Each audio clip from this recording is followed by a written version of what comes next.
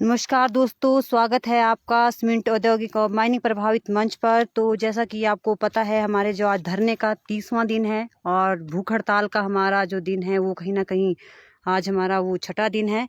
तो जैसा कि आपको पता है कि हमारे यहाँ पर जो अपना माइनिंग एरिया है, हड़ताल जो चली है वो वैसे ही चलती रहेगी, शांतिपूर्ण तरीके से वो चली हुई है।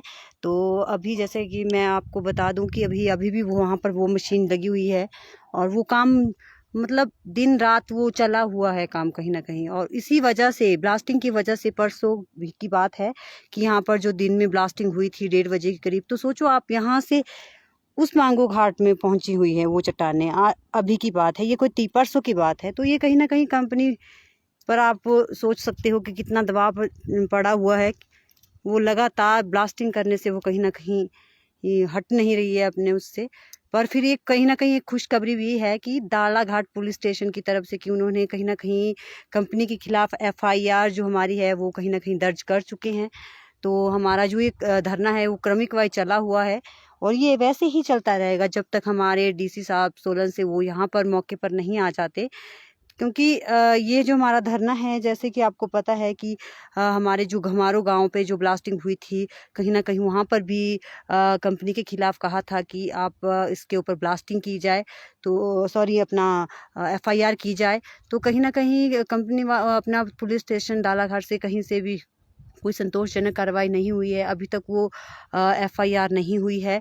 तो जैसा कि आप देख सकते हो, ये अभी काम वहाँ पर अभी भी चला हुआ है। अब थोड़ा सा पीछे हट चुके हैं ये काम करते करते ना। तो जैसे आप अभी यहाँ पर नहीं दिखाई दे रहा, अब ये देखो आप यहाँ पर, ये अभी जा रहे हैं काम करते लेके अपना। तो ये वैसे ही काम चला है इनका, इन्हें कोई फर्क नहीं पड़ रहा है। फर्क इन लोगों को पड़ता है जो यहाँ पर जिनके घर टूट रहे हैं, फर्क उन्हें पड़ता है। तो ये सब चीज़ें हैं, ये चीज़ हमें कहा जाता है कि जो हमारा ये धरना है ये हमारा वैसे ही चलता रहेगा और शांतिपूर्ण तरीके से चला हुआ है। और कहीं ना कहीं ये सब चीज़ें होना बहुत ज़रूरी है, FIR होनी बहुत ज़रूरी है।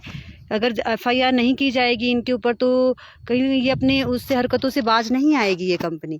क्योंकि ये पहले घुमारो गांव में ब्लास्टिंग करती थी, पहले यहाँ पर ब्लास्टिंग होती थी, यहाँ से हटे तो घुमारो गांव में गए, घुमारो से हटेंगे अब मांगू घाट के ऊपर आए, फिर यहाँ से कहीं ना कहीं पत्थर नीचे ही जाएंगे।